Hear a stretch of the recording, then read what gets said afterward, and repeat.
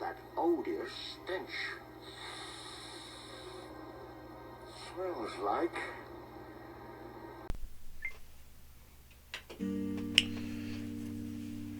Welcome. You're watching Hymns in My Wake. I'm Jacob. This is my 2020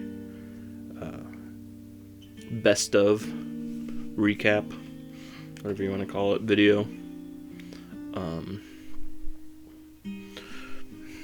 Before we get started, in the background we're listening to, I believe it's pronounced Volgaflüster.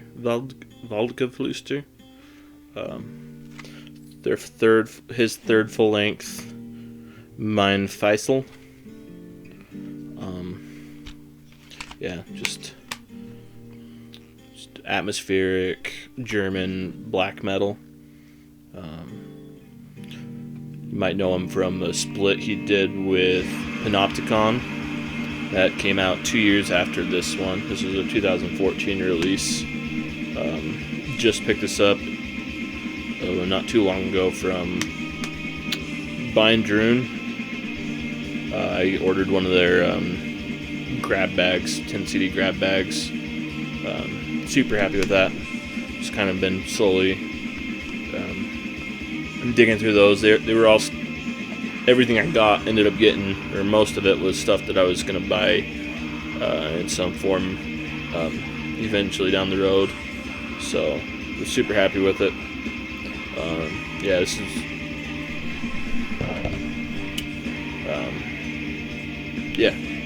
I don't know what I was going to say. To the video, the reason we're here. The way I'm going to do this, a bit different than others. I'm not going to, list them off, number forms. There's a bit of a ranking system in the fact that the last 5 or 6 albums that I'll end up showing in this, it's going to end up being a series of videos because I got a lot to talk about. Probably 3, maybe 4 videos long. The series will be. Try to get a new one out every couple days so you're not waiting too long for them. But what I'm going to do it is the last handful of albums will be kind of the A+, A tier albums, and then all these other little groupings of albums that I'm going to show are just the step below those ones in my book. Still all really great albums. All well worth your time if they sound like your kind of thing, whatever. We're gonna break all these non-A tier albums into little kind of subcategories and go through each of those one at a time. So hope that makes sense to you guys. It's just kind of the way my brain decided to do it. But this first little grouping that we're going to go over is going to be the non-metal stuff from 2020. First up, we've got an American pop artist, Phoebe Bridgers with Punisher. I believe this is their second full length. I did like the previous one a little bit more than this. Not to say this is bad. It's not bad at all. It's really good. That's why it's here. That's why we're talking about it. Phoebe Bridgers, probably the most mainstream, or maybe the second most mainstream out of all the stuff I'll mention here. Like I said, pop with, it's not bubblegum pop. It's more, you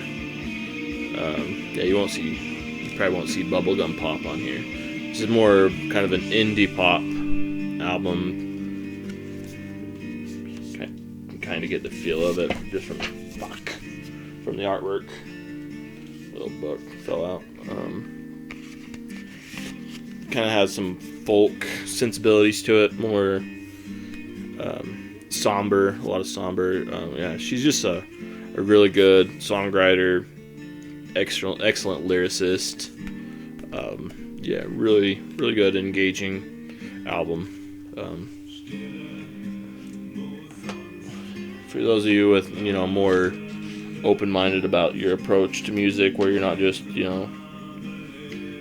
metal only, I highly recommend checking, a lot of these albums I'm going to talk about out. If not, skip ahead, whatever, turn me off, whatever you want to do. There's just about 6 or 7 of these albums, so it won't take me long to get through them. If I can stay focused. We'll go with this one next. Monastery. One of the guys from 1476, which is another excellent project. I believe his name's Rob. This is Monastery Dream Weapons. There's a cassette in here. I'm not going to dig it out. A couple other things. It's kind of some like ritualistic dungeon synth, but not dungeony. More of a natural, more a natural synth sound. More of a, I don't know what you would call it, but it's not that medieval dungeony sound. Highly recommend it. Some of you will be familiar with this one. If you dug this one, check out this one. So we'll talk about this one now that I'm on. I probably should have done reverse, but yeah, this is Justin Bowling, good friend of mine that I've met through this real quick detour. One of the cool things about this year, it's kind of been a shit year. We won't go into that, but it's been really cool, starting this YouTube channel and meeting a lot of new people, a lot of cool people in the community, getting to know them, doing the streams and stuff. Talked with Justin a few times on there and also on Facebook. Kind of gotten to know him a little bit that way. Super cool guy, super great dude. But yeah, this is, for those of you guys, I don't think I mentioned his YouTube channel is Vestmon's Blood Box, but this is his dungeon synth project, Feather, The Unwakeable Dream, put out on Folkvanger Records. So, dungeon synth, Folkvanger Records, that's what it's called. I'm gonna be all over that. Big fan of both. Pick up everything Folkvanger puts out. I'm just gonna quickly show this. Another dungeon synth that's not too, medieval dungeony. The best way I can describe it. Just beautiful stuff here. Super talented guy. Amazing musician. But yeah, that's Feather. He also just put out a new 2-song. He just released 2 songs under the Feather name. They're different than that. They're more folk style. But yeah, I recommend checking those out as well. They're digital only. But yeah, moving on. These next 3 were all put out. Well, I'll just hit the next Folkvanger one and then move on to the other 2.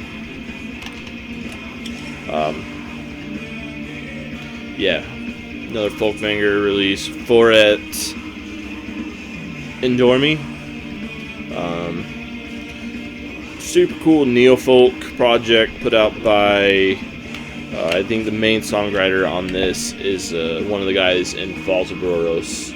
His name's Jordan.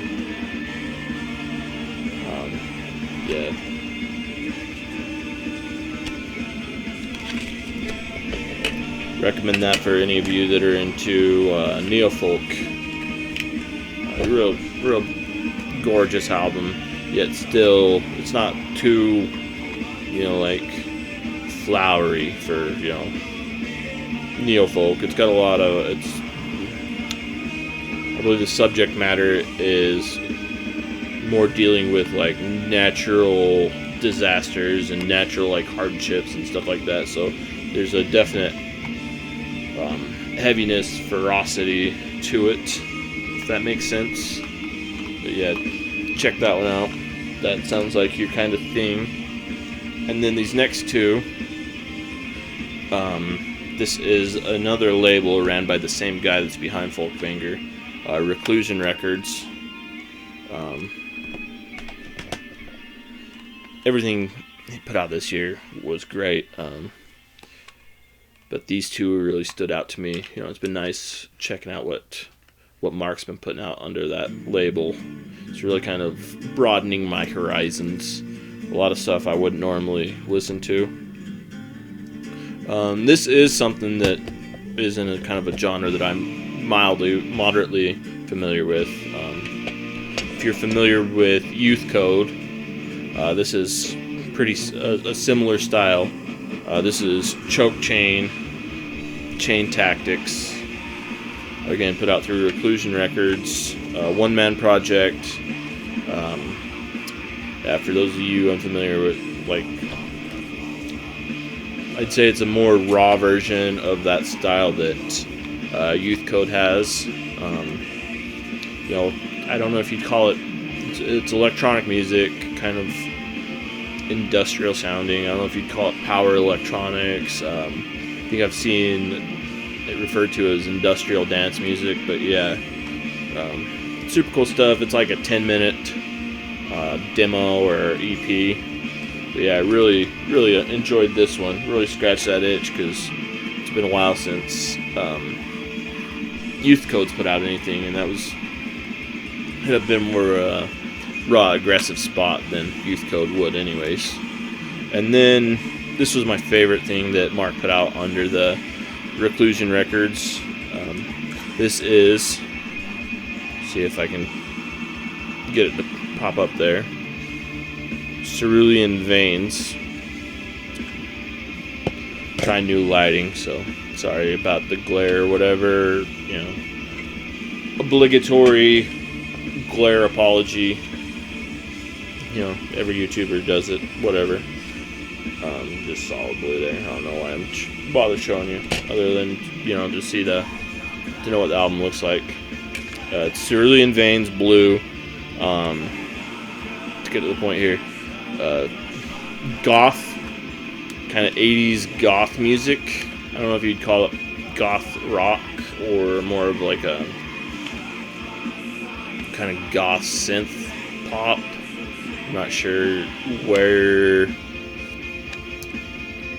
you would place this, as I'm completely a noob to this style of music. You know, I've heard some real mainstream stuff, but you know, nothing like this. Fucking real cool album. If you're into, you know, any type of like goth style music, check that one out.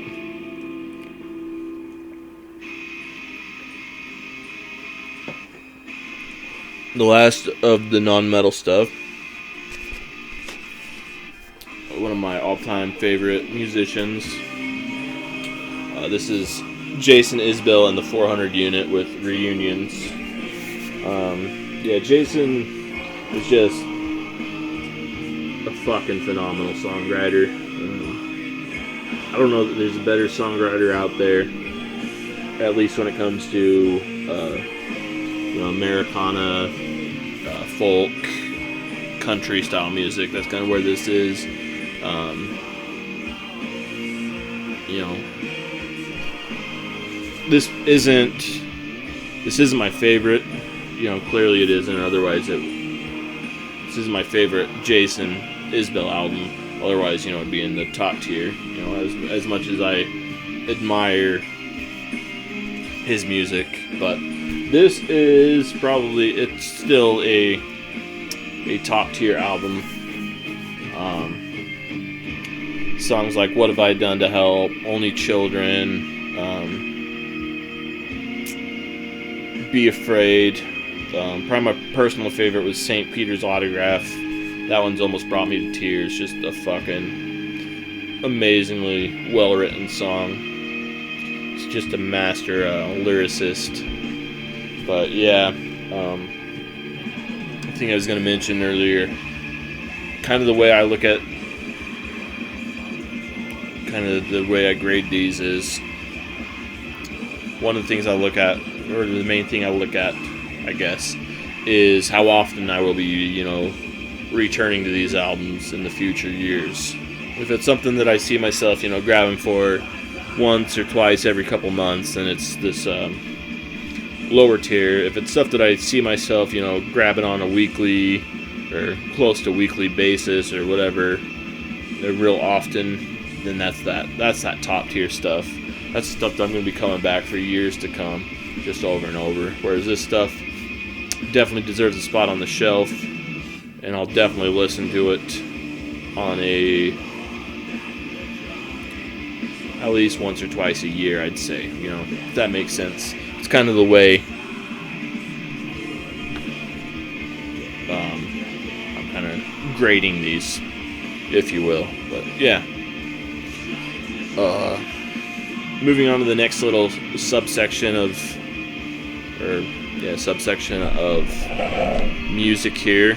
We've got some kind of titans of the doom genre, guys that were there early on, real established acts. We got 3 of them here. They're all, early Peaceville bands. 2 of them still hold true to that style. One, I don't know if you'd even call it doom anymore, but we'll dig into them real quick. We'll start with I'm sure you guys know which bands I'm talking about by now, but we'll dig into the 2 that are still kind of more holding to their roots, if you will. The first one here is My Dying Bride with the Ghost of Orion. Gotta love that artwork. Fucking brilliant. Just some crushing stuff on here, Your Broken Shore, Tired of Tears. Those songs just so good, especially, when you take into the context of, the album, the themes of it being about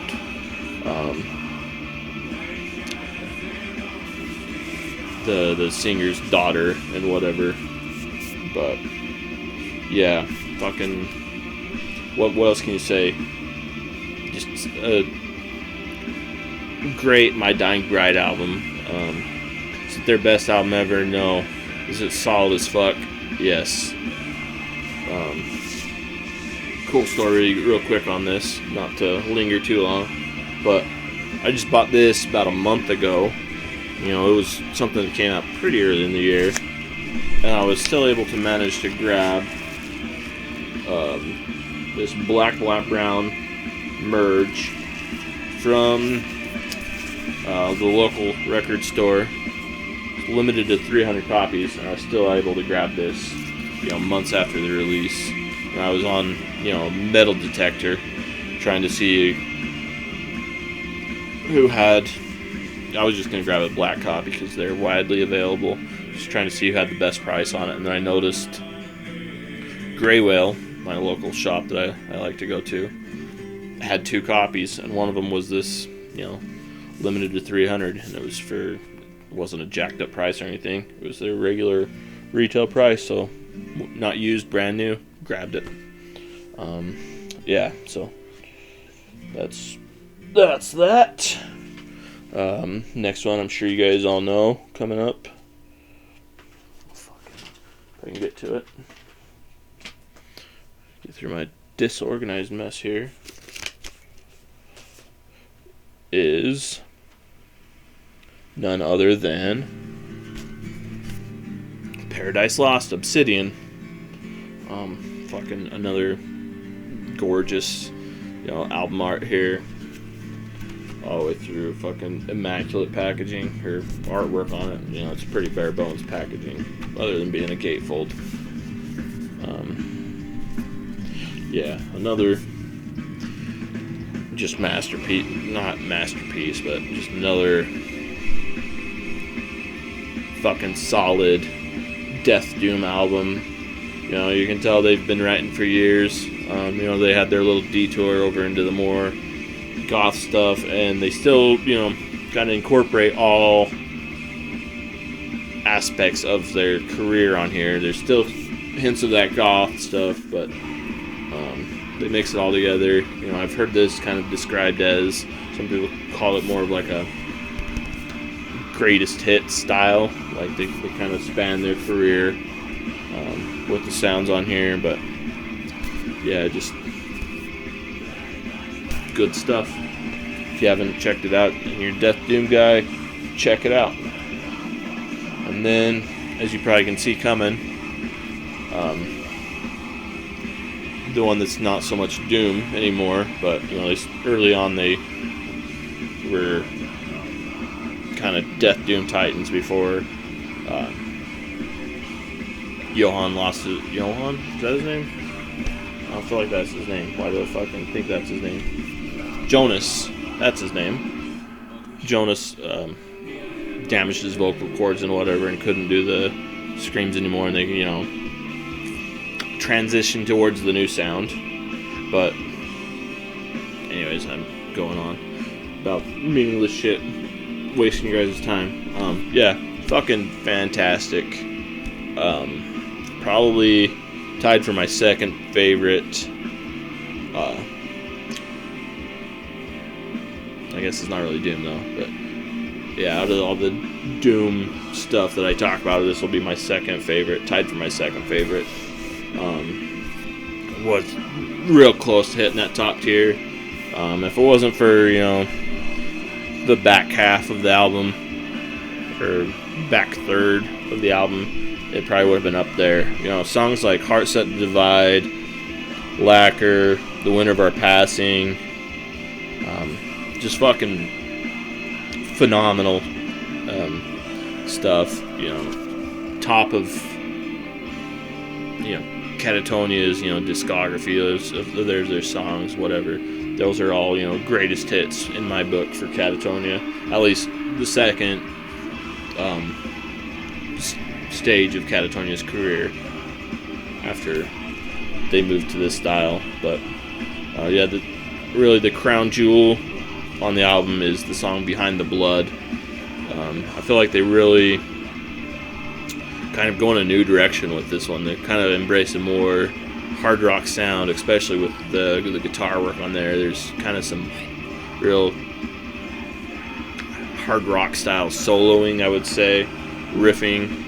But yeah, also the bonus track on here, Closing of the Sky, another fucking stellar track. Check that one out if you haven't. You know, if you can track down a way to. I'm not sure if it's on YouTube. I don't think it's on the streaming services or the CD version, but if you have a way to check that one out, definitely do. They also, do I have it nearby? Yeah.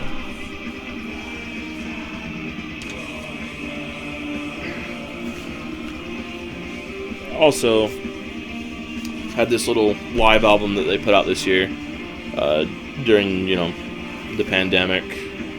They just did, you know, the live stream of, it's called Dead Air. They released it out on a DVD and CDs. Fucking fantastic stuff. If you're a big Catatonia fan, I recommend picking this up as well. But yeah, now let me get a drink.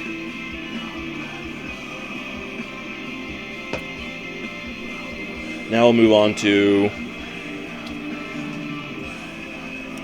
Doom, the side of Doom, the Doom from this year that wasn't such the big names, if you will. A lot of these got a lot of acclaim this year, but they don't have they're not as established projects as, you know, those guys. You know, starting out, we'll talk about. Just want to mention Temple of Void, The World That Was. Just crushing death doom that's more in that leaning more towards the death metal side of the death doom, if you will. No, this one got a lot of acclaim. A lot of people really dug this one. Temple of Void was a band I discovered this year after hearing multiple people, you know, speak highly of them.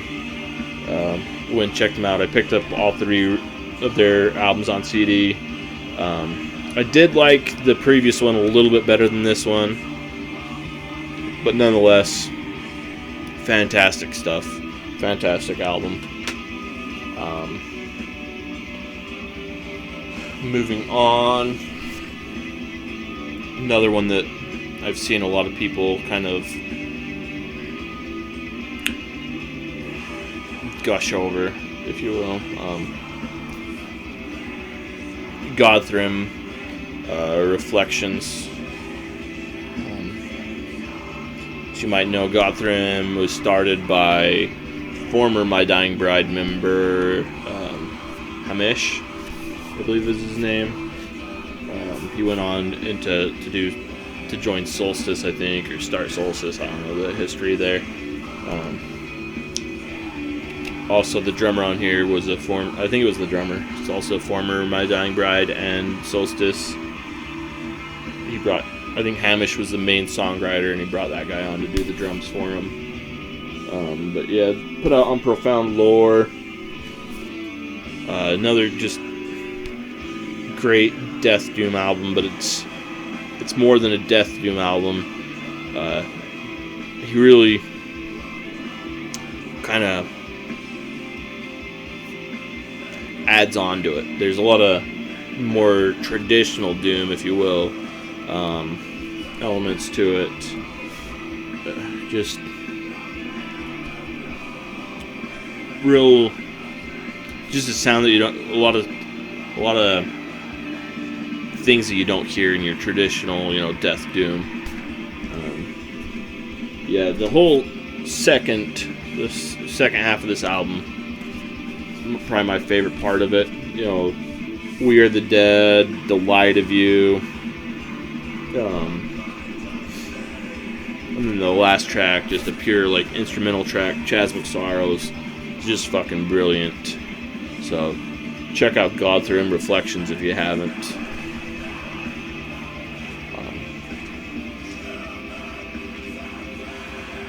Okay, this next one was recommended to me by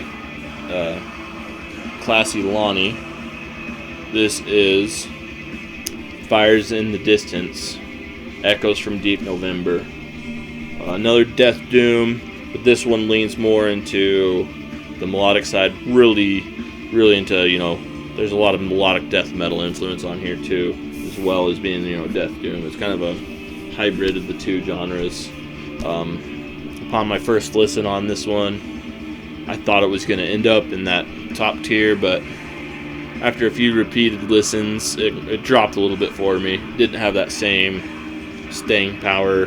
Kind of lost that ooh, wow, listen to this, this blend of the two. Lost that factor and kind of went down on the list. Not to say it's a bad album, it's still a fucking fantastic album. It just didn't grab me as much upon repeat listens, but still well worth your time.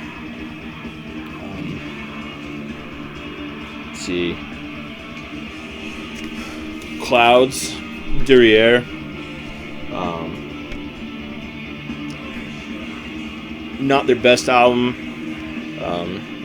Their last album, Door, I did like more than this one, but this one is solid, rock solid. Funeral Doom, real depressive. Yeah, just gonna kind of hurry things up. I'm kind of dragging on you guys on a little bit here. I don't want to make this too long, so sorry if the seems rushed. But this next one took me a lot longer to get into than most of these, and really it's here based on one listening experience I had with it. And this is Atramentus. People have been oohing and awing over this one all year, or since it came out. Album named Stygian, as you all know. Lewandowski, I think is his name. Artwork, I think that's his name. Yeah, Lewandowski, fucking classic. What he does, small guy, big guy in the background. Yeah, I give this. It wasn't until about the fourth try on this one that it really clicked. Yeah, the fourth time I listened to it, or the time that it really clicked, I was at work, and I was driving around, and it was dusk, starting to get dark, kind of gray, gloomy, lightly, storming. And I just decided to throw this on. Cranked the volume all the way up in my headset, in my buds. Just fucking got enveloped by this, and it's just fucking phenomenal stuff.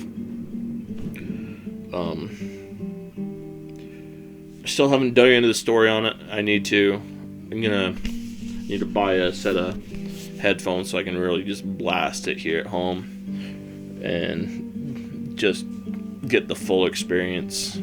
But yeah, that one time was a fucking brilliant listen. That one time it hit, and the other three times it just wasn't in the mood. So who knows? Over time, it could end up higher, but based on being more of a needing to be in the right place, right mood type album, it's got to stay down here lower. If you get what I mean.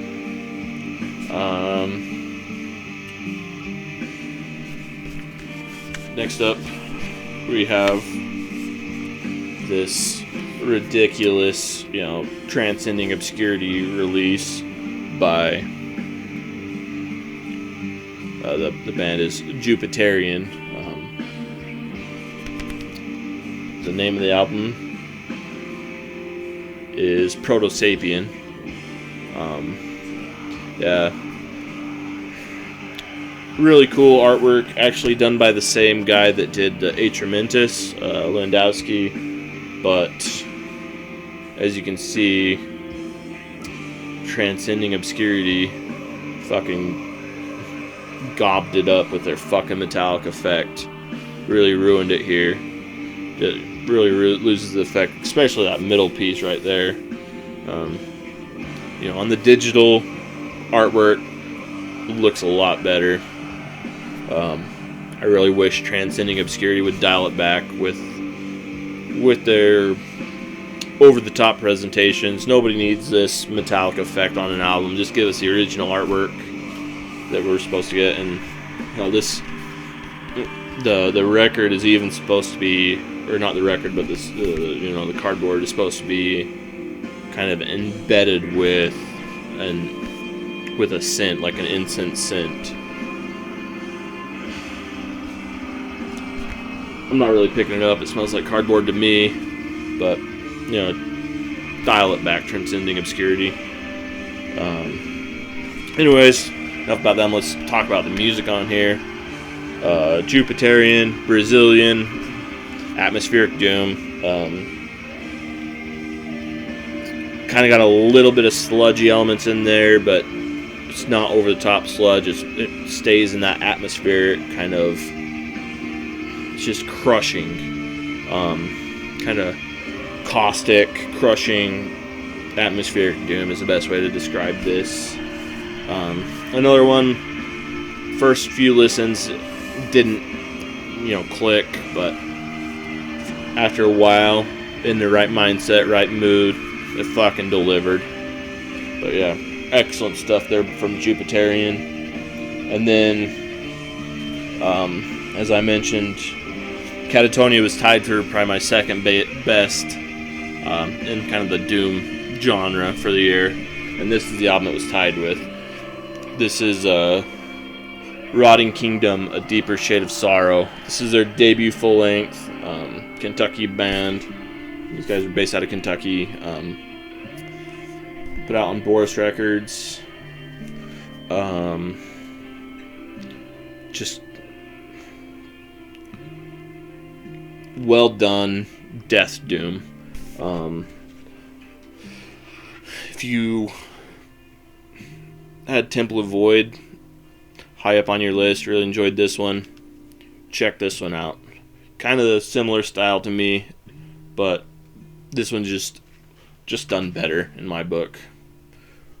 I fucking love this one this year. Only thing is it could have stood to be a little bit longer of an album. I think it clocks in around 35. To bump it up to maybe about 45, 50 would have put it over the top, but you know,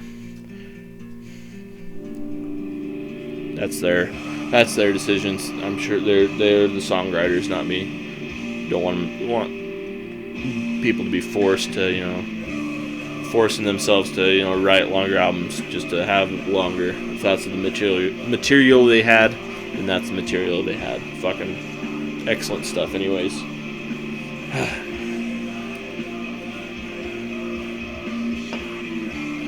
Okay. These last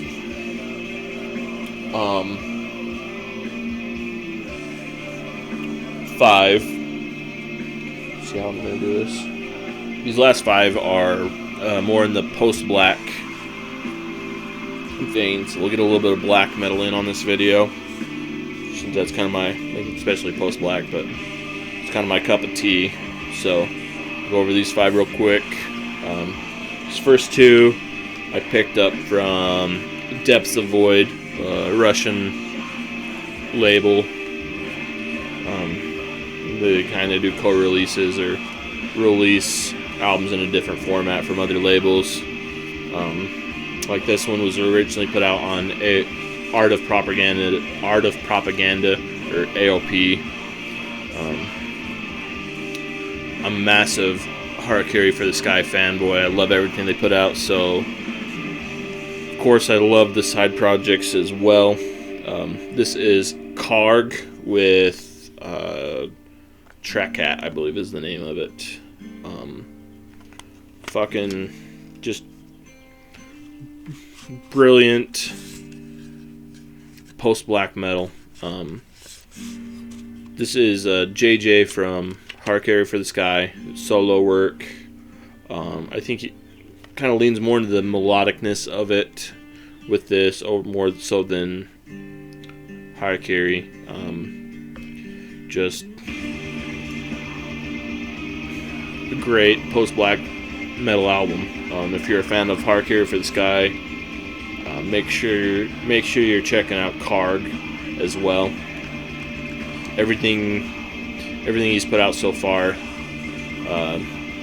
under that banner has been excellent.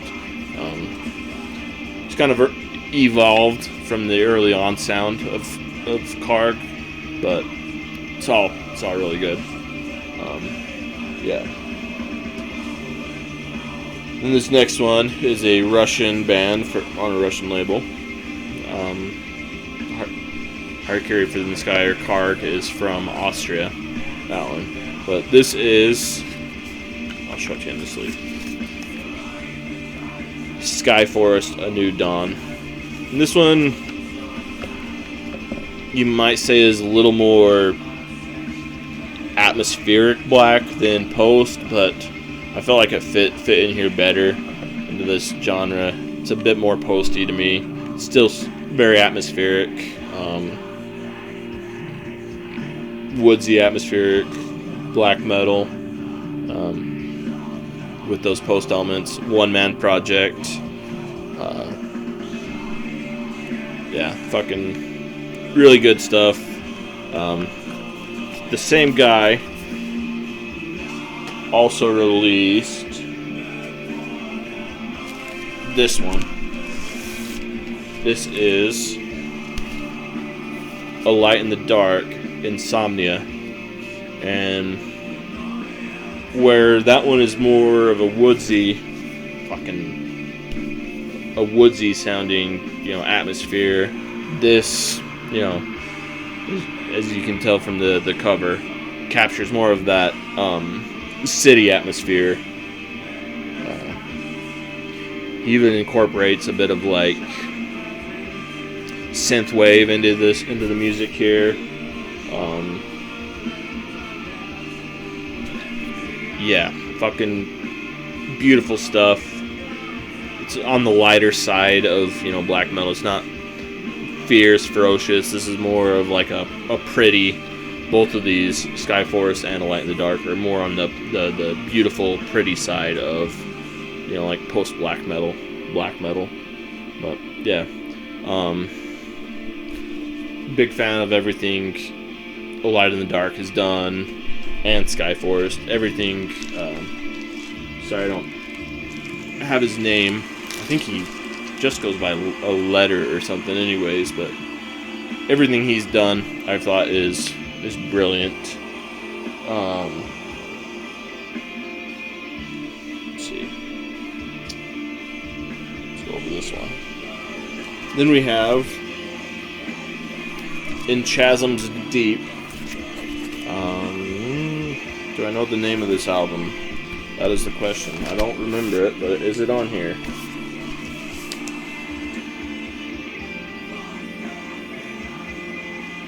The Wind in Her Lament. It's just straight up post-black, kind of all kinds of, you know, influences on this as far as, you know, the post-black spectrum.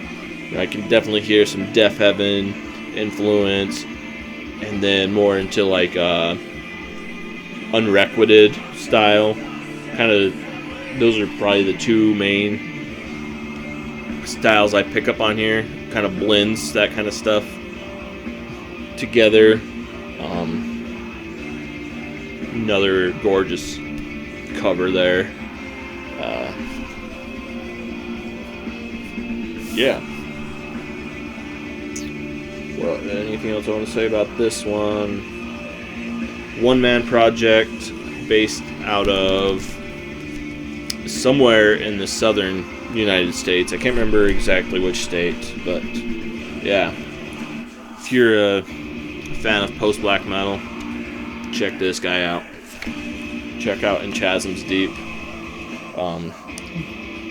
I picked up his past two releases on CD as well when I picked this one up. This is a definite evolution for him. I'm excited to see where he goes in the future, what he's able to produce. Clearly very talented songwriter, but got one more record to talk about today, and then we'll wrap it up.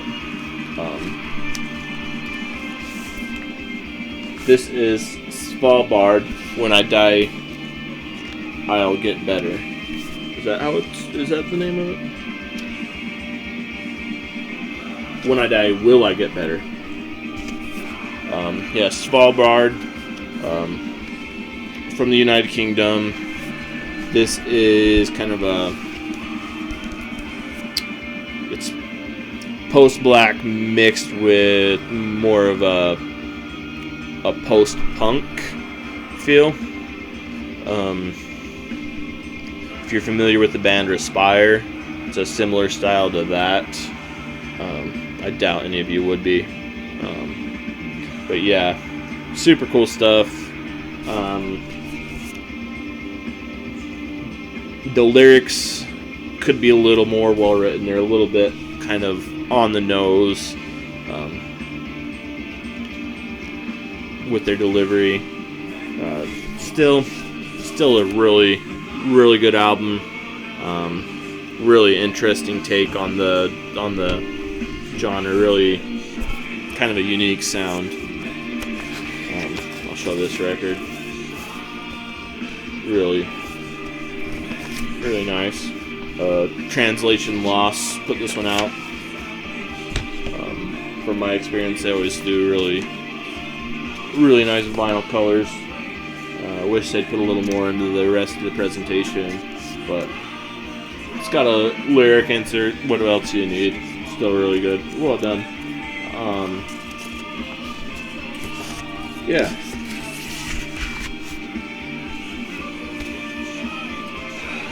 So,